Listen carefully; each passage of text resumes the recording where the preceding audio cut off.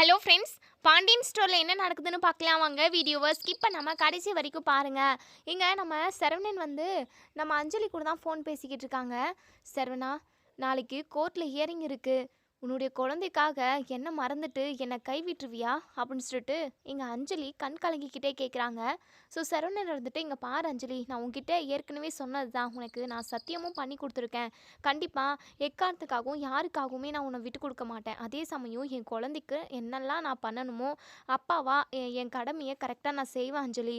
அதே சமயம் உன்னை யாருக்காகவும் நான் விட்டு கொடுக்க மாட்டேன். கண்டிப்பாக நாளைக்கு கோர்ட்டில் நான் என்னுடைய விருப்பம் என்னன்னு சொல்லிட்டு சொல்லிடுவேன். கம்பல்சரி நாளைக்கு விவாகரத்து கொடுத்துருவாங்க அப்படின்ற மாதிரி சரவணன் வந்து இங்கே அஞ்சலிக்கே வாக்குறுதி கொடுக்குறாங்க. ஸோ அஞ்சலிக்குமே அப்போ தான் ரொம்ப ரிலாக்ஸாக இருக்குது. இவங்க 2 பேருமே பேசிக்கிட்டு இருக்கிறது எல்லாத்தையுமே இங்கே நம்ம பாண்டியன் கேட்டு பயங்கரமாக ஷாக் ஆகுறாங்க. உடனே இங்கே நம்ம பாண்டியன் சரவணன் கிட்ட வரவும், சரி சரி அஞ்சலி நீ வை, அப்பா வராரு அப்படின்னு சொல்லிட்டு ஃபோனை கட் பண்ணிடுறாங்க. உடனே ஒரு மாதிரி பதட்டத்தோடு முழிக்கிறாங்க சரவணன். பாண்டியன் இருந்துட்டு, என்ன சரவணா இந்த நேரத்தில் யார் கூட ஃபோன் பேசிக்கிட்டு இருக்க அப்படின்னு சொல்லி கேட்கவும், அது வந்து ஃப்ரெண்டு கிட்ட தான்ப்பா, ஃப்ரெண்டு கிட்ட தான் சும்மா பேசிக்கிட்டு இருந்தேன். ஓ, இந்த நேரத்தில் ஃப்ரெண்டு கிட்ட வாக்கு கொடுத்துக்கிட்டு இருக்க, யாருக்காகவும் விட்டு கொடுக்க மாட்டேன், கண்டிப்பாக விவாகரத்து நடந்துரும் அப்படி இப்படின்னு. அது வந்துப்பா, ஐயோ அப்பா நம்ம பேசுனது எல்லாத்தையுமே கேட்டுட்டார் போல. ச்சோ கடவுளே! நம்ம அக்கம் பக்கம் பார்க்காம நம்ம பாட்டுக்கு பேசிக்கிட்டு இருந்துட்டோம் போல அப்படின்னு சொல்லிட்டு சரவணன் மனசுக்குள்ளேயே நினைக்கிறாரு. ஸோ பாண்டியன் இருந்துட்டு, இங்கே பாரு சரவணா, நான் ஒரே ஒரு விஷயம் தான் உன்கிட்ட சொல்லுவேன். உனக்குன்னு ஒரு குழந்தை பிறக்க போகுது. கண்டிப்பாக அந்த குழந்தைக்காகவும் உன்னுடைய எதிர்காலத்துக்காகவும் நான் தான் அதுக்காக தான் சொல்கிறேன். இந்த குழந்தையோட எதிர்காலமும் நல்லா இருக்கணும். குழந்தைக்கு கடைசி வரைக்கும் நீ அப்பாவாக இருக்கணும். ஒரு குடும்பமாக நீ சந்தோஷமாக இருக்கணும்டா. தெளிவாக நல்ல ஒரு முடிவை எடு. தேவையில்லாமல் குறுக்கு வழியிலலாம் போய் எல்லாரும் மனசுக்கும் கஷ்டப்படுற மாதிரியும் இல்லை எல்லாரோட வாழ்க்கையும் கெடுற மாதிரியெல்லாம் நீ எந்த ஒரு முடிவும் எடுத்துடாத. குழந்தைய பற்றி கொஞ்சம் யோசித்து ஒரு நல்ல முடிவாக எடு சரவணா. ஏன்னா நாளைக்கு கோர்ட்டில் கேஸ் இருக்குது. நாளைக்கு என்ன ஏதுன்னு முடிவுக்கு தெரிஞ்சிடும். இது விஷயமா நீ நல்ல முடிவை எடுப்பேன்னு சொல்லிட்டு நான் நம்புகிறேன்டா. நம்ம வீட்டுக்கு ஒரு வாரிசு வரப்போகுது. அந்த வாரிசை நம்ம எல்லாருமே கொண்டாடணுமே தவிர இப்படி அஹ், வேண்டாம் இந்த வாரிசே வேண்டான்ற மாதிரி நீ பண்ணிடாத. ஐயோ அப்பா, அப்படியெல்லாம் இல்லைப்பா. கம்பல்சரி கண்டிப்பாக நான் என் பிள்ளைய நல்லபடியாக பார்த்துப்பேன்ப்பா அப்படின்னு சொல்லிட்டு எங்கள் சரவணன் சொல்கிறாங்க. என்னமோ சொல்கிற, பார்க்கலாம் நாளைக்கு என்ன நடக்குதுன்னு சொல்லிட்டு அப்படின்னு சொல்லிட்டு பாண்டியன் வந்து போயிடுறாங்க. இன்னொரு சைடு இங்கே நம்ம அப்பத்தா பயங்கரமாக அழுதுகிட்டே இருக்காங்க.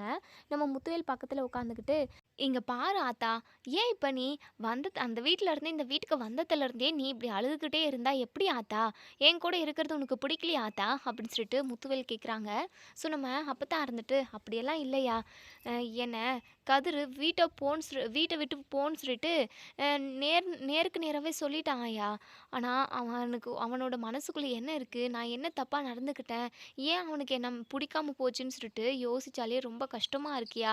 என்ன யோசித்தாலுமே நான் என்ன தப்பு செஞ்சேன்னு சொல்லிட்டு எனக்கு இப்போ வரைக்குமே என்ன எதுனே மைண்டுக்கு வரவே இல்லையா அப்படின்னு சொல்லிட்டு இங்கே நம்ம அப்பத்தான் சொல்கிறாங்க. ஸோ முத்துவேல் இருந்துட்டு, இங்கே பாரு ஆத்தா, அவன் சின்ன பையன் ஆத்தா, ஏதோ மனசில் வச்சுக்கிட்டு அப்படி சொல்லிட்டு இருப்பான். அதுக்காக அதவே நினச்சிக்கிட்டு இருப்பீங்களா? நான் உங்கள் கூட இருக்கேன் ஆத்தா, உங்களை நான் நல்லா பார்த்துப்பேன். அது மட்டும் இல்லாமல் நீங்கள் இந்த மாதிரி நேரத்தில் நான் இவ்வளோ அதாவது உடம்பு முடியாத நேரத்தில் நீங்கள் என் பக்கத்தில் இருக்கிறது கொஞ்சம் எனக்கு ஆறுதலாக இருக்கா ஆத்தா அப்படின்னு சொல்லவும், என்னையா சொல்கிற, உடம்பு முடியலையா, என்னாச்சு உனக்கு? டேய் முத்து, உனக்கு ஏதாவது பண்ணுதாடா? எதுவாக இருந்தாலும் இந்த ஆத்தா கிட்ட சொல்லிடுடா அப்படின்னு சொல்லிட்டு நம்ம அப்பத்தா ரொம்பவே பதறாங்க.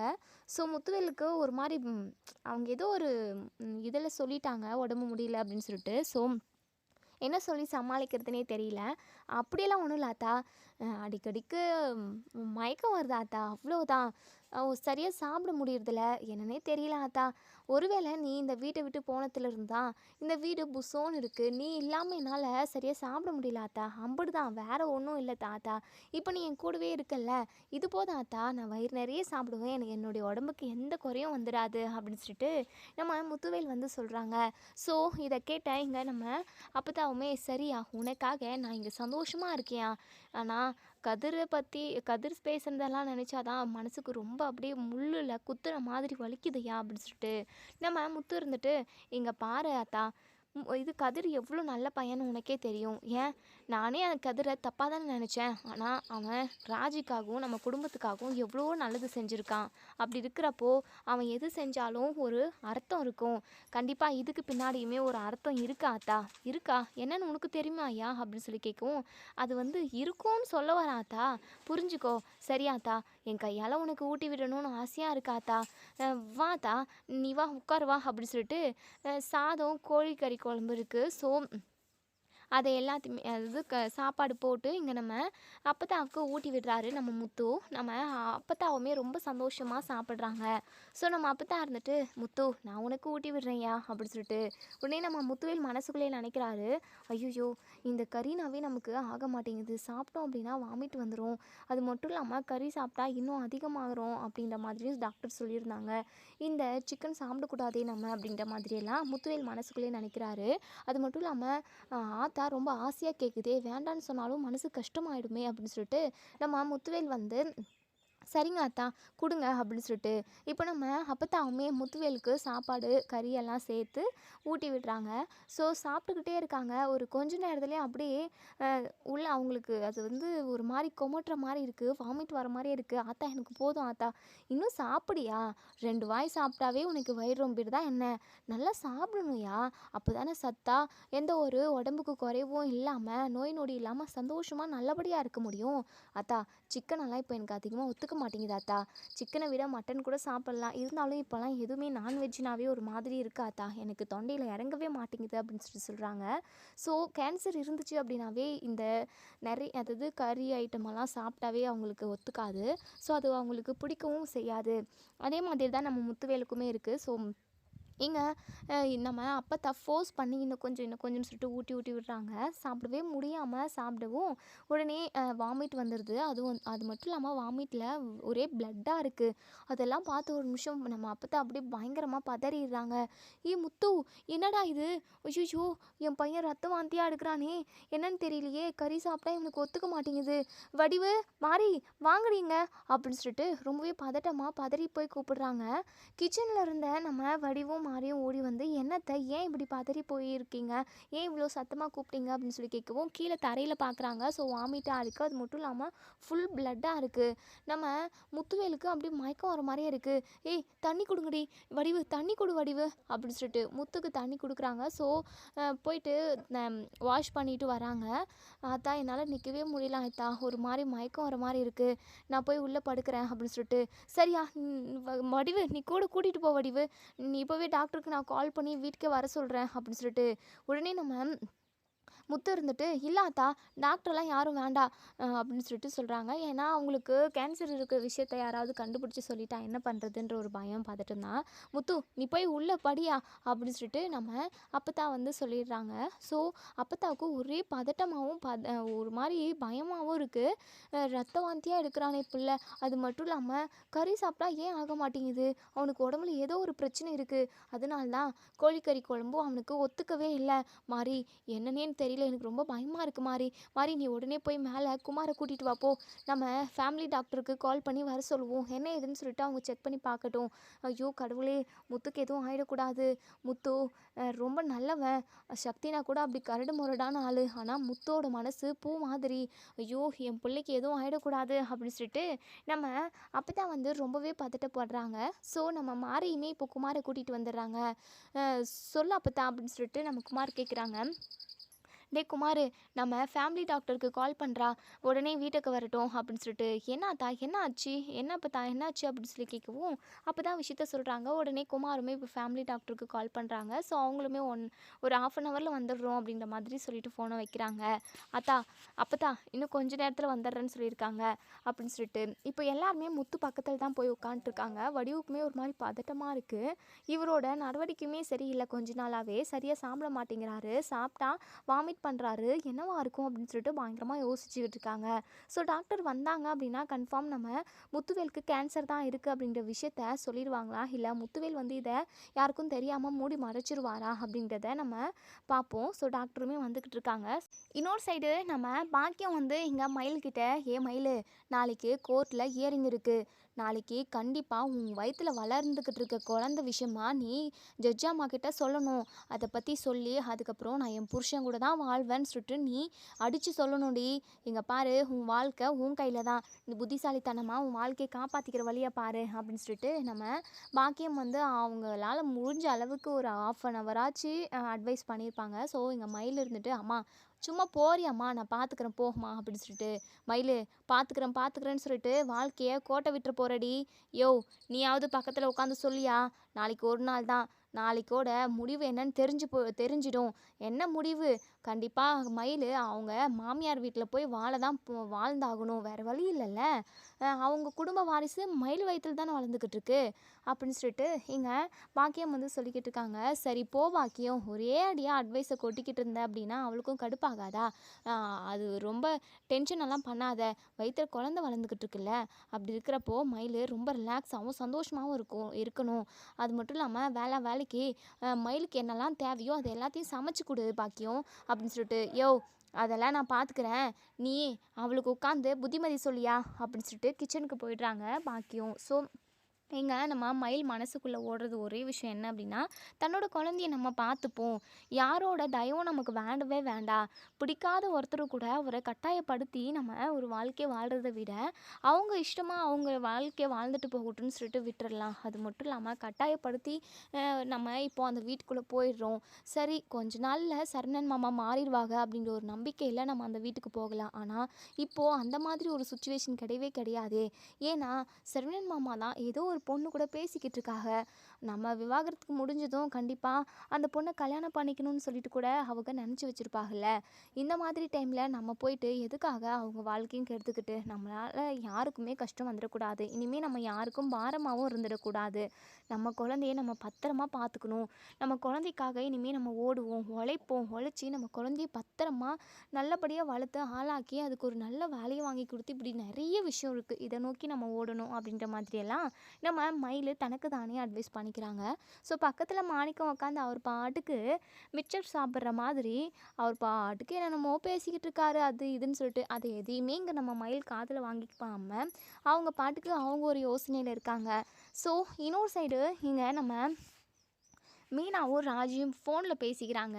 மீனா இருந்துட்டு, ராஜி நீ சொன்ன மாதிரி எனக்கும் கொஞ்சம் பயமாக தான் இருக்குது. ஏன்னா சரவணன் மாமா விஷயத்தில் எதுவுமே கணிக்கவே முடியல. இப்போதைக்கு சரவணன் மாமா அந்த பொண்ணு கூட ஜாலியாக பேசுகிறதும் அந்த பொண்ணு கூட ஊரை சுற்றுறதுமா தான் இருந்துக்கிட்டு இருக்காரு. நாளைக்கு கோர்ட்டில் ஹியரிங்கில் என்ன சொல்லுவார், என்ன முடிவு எடுத்திருக்காருன்னு இப்போ யாருக்குமே தெரியல. அத்தை மாமா கூட இந்த விஷயத்தில் கொஞ்சம் விலகி தான் நிற்கிறாங்க. அது மட்டும் இல்லாமல் அத்தை மாமாவுமே அவங்கக்கிட்ட இது விஷயமா மயிலக்கா விஷயமா பேசினாலுமே அவங்க கடுப்பாக தான் பேசுகிறாங்க. எனக்கு என்னமோ தீர ஒரு முடிவை எடுத்துட்டாருன்னு தான் நான் நினைக்கிறேன். மயிலக்காவோட வாழ்க்கையும் அந்த குழந்தையோட வாழ்க்கையும் என்ன ஆகிறதுக்கு இருக்குன்னு தெரியல ராஜி அப்படின்னு சொல்லிட்டு.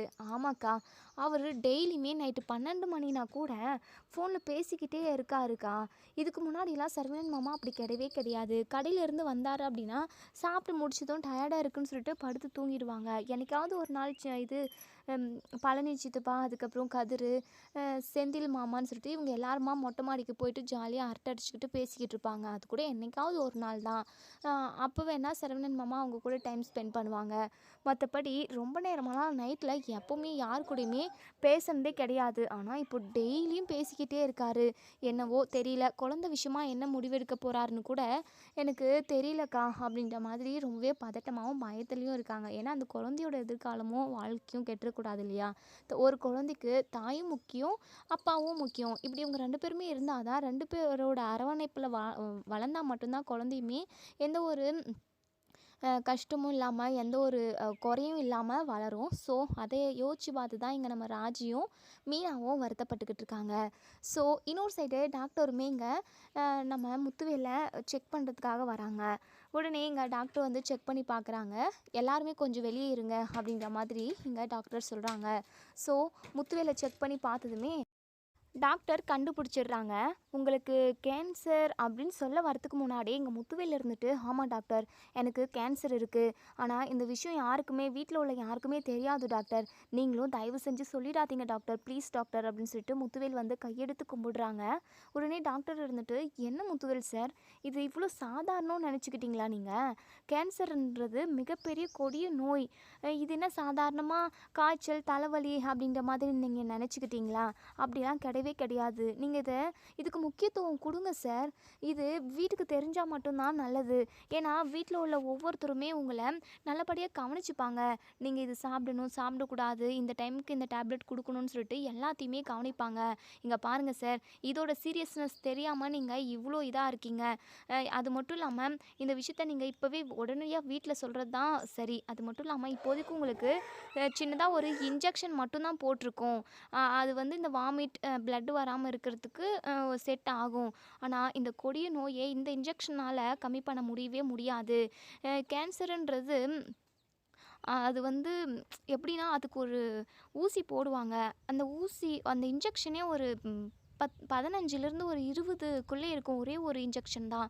அத போட்டாவே ஒரு 5, 6 நாளைக்கு ஒரு மாதிரி இருப்பாங்க. எப்படின்னா பைத்தியம்ன்ற மாதிரின்னு கூட வச்சுக்கோங்களேன். தன்னோட நனவே இல்லாம ஒரு மாதிரி திரிஞ்சுக்கிட்டு இருப்பாங்க. அந்த அளவுக்கு அந்த ஊசியோட பவர், அந்த கொடிய நோய அழிக்கிறதுக்காக தான் அப்படி ஒரு இன்ஜெக்ஷன போடுறாங்க.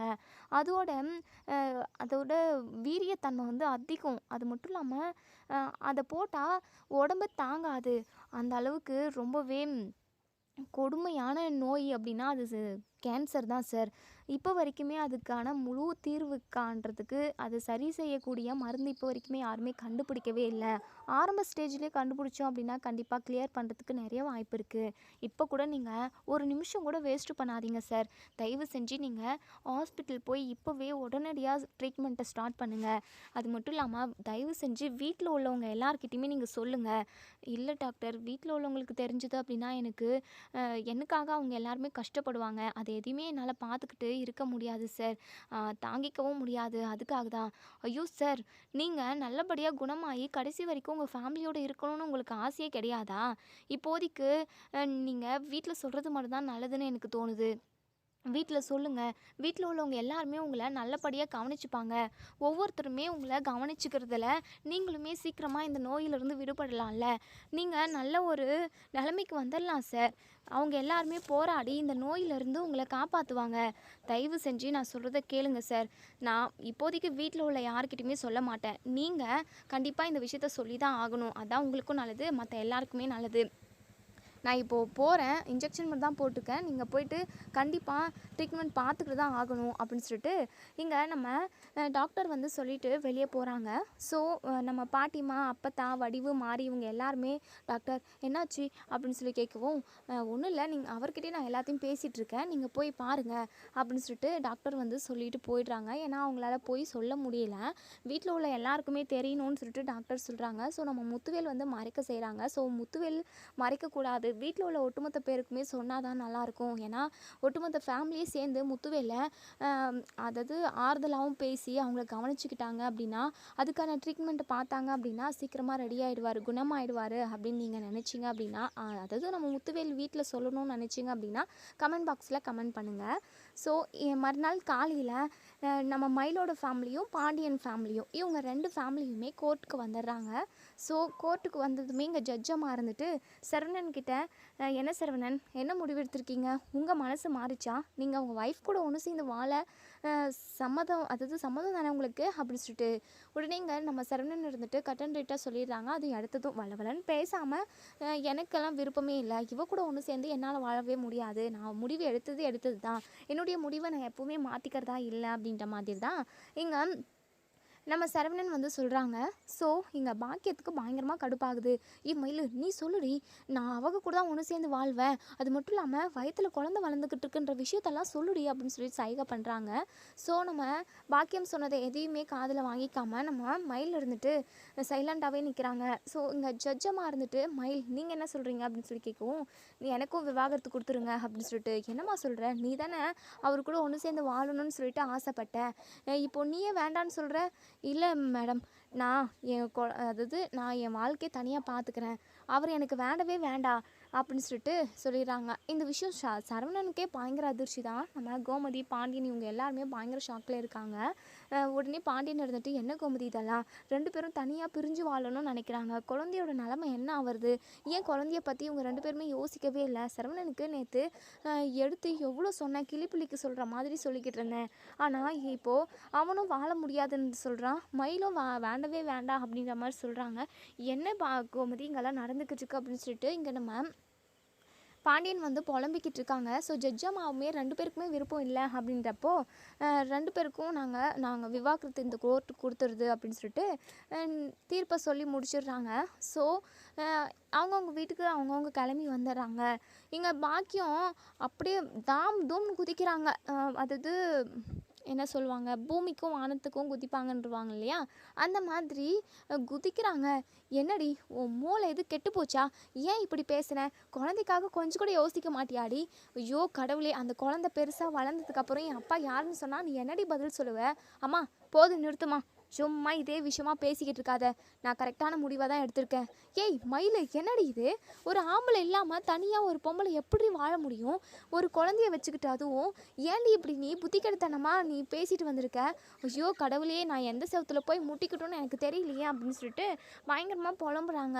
உடனே மயில் இருந்துட்டு, இங்கே பாருமா, என் குழந்தையையும் என்னையும் எனக்கு பார்த்துக்க தெரியும், நான் வேலைக்கு போய் சம்பாதிச்சு என் குழந்தைய நல்லபடியாக வளர்ப்பேன், தயவு செஞ்சு திரும்பவும் அவங்க வீட்டு விஷயமா என்கிட்ட எதுவுமே பேசவே பேசாதம்மா அப்படின்னு சொல்லிட்டு கட் அண்ட் ரைட்டாக சொல்லவும், பாக்கியம் இருந்துட்டு, யோ என்னையா இது, நேற்று மணிக்கணக்கில் உட்காந்து இவளுக்கு அறிவுரை சொல்லிக்கிட்டு இருந்தேனையா, ஒரு வார்த்தையை கூட இவள் காதில் வாங்காமல் கோர்ட்டில் போய் என்ன சொல்லிட்டு வந்திருக்கா பாத்தியாயா, இப்போ வாளா வெட்டியே நம்ம வீட்டில் இருக்கா, அக்கம் பக்கம் உள்ளவங்க எல்லாருமே நம்மளை காரி துப்புவாங்க, ஏற்கனவே நம்ம பொழப்பு ஓஹோன்னு போய்கிட்டு இருக்கு, இப்போது இவளும் வாளா வெட்டியே கடைசி வரைக்கும் நம்ம வீட்டில் இருந்துட்டா அப்படின்னா முடிஞ்சு போச்சு.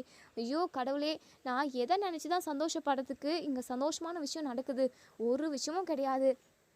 என்னை கட்டிக்கிட்டவனும் வீட்டிலே உட்காந்துக்கிட்டு நம்மளை வேலை வாங்கிக்கிட்டு நம்ம சம்பாதிச்சு வீட்டு சாப்பாடு செலவு எல்லாத்தையுமே பண்ண வேண்டியதாக இருக்குது. இதில் ஒரு பொண்ணு படிச்சுக்கிட்டு இருக்கு, ஒரு பொண்ணு வாளா வெட்டியாக வந்து வயிற்றில் குழந்தைய வச்சுக்கிட்டு வீட்டில் இருக்குது. இப்படி இருந்தால் எதை நினச்சியே நான் சந்தோஷப்பட முடியும். ஐயோ கடவுளே, மயில் ஏன்டி இப்படியெல்லாம் பண்ணிக்கிட்டு இருக்க, மயில் இங்கே பாரு மயில், குழந்தைக்காக இப்போ கூட யோசிச்சு நீ வீட்டுக்கு போயிடு மயில், நீங்கள் 2 பேரும் ஒன்று சேர்ந்து வாழ்ந்தா கோர்ட் என்ன யார் வந்தாலும் எதுவும் சொல்ல முடியாது மயில், ப்ளீஸ் மயில், அம்மா போது நிறுத்துமா, சட்டப்படி எனக்கும் அவருக்கும் விவாகரத்து நடந்துருச்சு, அவ்வளோதான், திரும்ப இது விஷயமா என்கிட்ட எதுவுமே பேசாதம்மா, என் தயவு செஞ்சு நாளை விடு அப்படின்னு சொல்லிட்டு நம்ம மயில் ரூம்குள்ளே போயிடுறாங்க. ஸோ இந்த சைடுங்க நம்ம பாக்கியம் தலையை அடிச்சுக்கிட்டு பயங்கரமாக அழுதுகிட்டு இருக்காங்க. இன்னொரு சைடு இங்கே நம்ம கோமதி சரவணனை வீட்டுக்கு வந்ததுமே பல்லார்னு ஒரு அறை விடுறாங்க.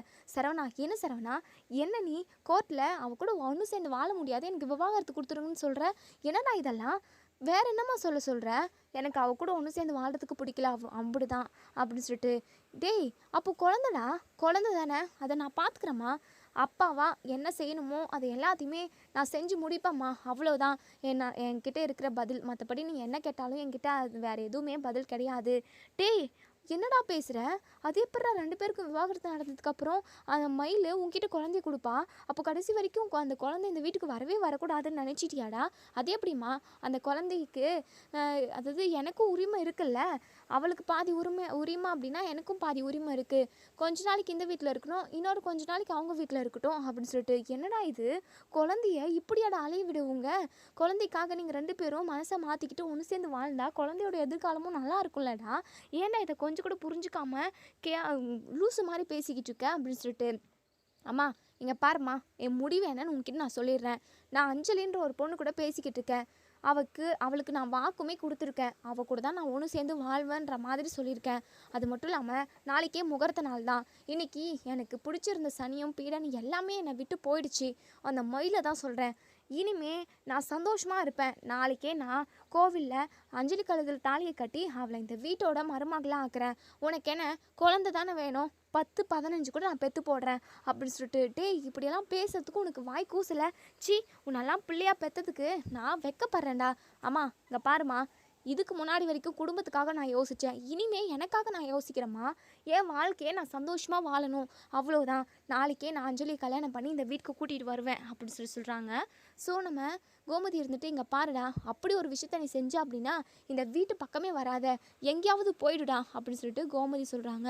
உடனே இங்கே அரசி இருந்துட்டு, அண்ணா என்னண்ணா இதெல்லாம், அம்மா சொல்கிறத தான் கேளுண்ணே, நீ நீ பண்ணுறது சரியில்லைண்ணே அப்படின்னு சொல்லிட்டு, அரசிமா நீ சின்ன பொண்ணு, உனக்கு எதுவும் தெரியாது, நீ அமைதியாயிரு, இது விஷயமா என்ன முடிவு எடுக்கணும், என்ன செய்யணும்னு எனக்கு நல்லாவே தெரியும், என்னுடைய வாழ்க்கையை நான் தான் காப்பாற்றிக்கணும், எனக்காக யாருமே வந்து நிற்க போகிறதில்ல அப்படின்ற மாதிரியெல்லாம் சொல்கிறாங்க. ஸோ இதோட இந்த ரிவ்யூ முடியுது. இதுக்கப்புறம் என்ன நடக்கு சொல்லி வெயிட் பண்ணி பார்ப்போம் ஃப்ரெண்ட்ஸ். வீடியோ பிடிச்சிருந்தா லைக் பண்ணி கமெண்ட் பண்ணி தெரிவிங்க. தேங்க்யூ.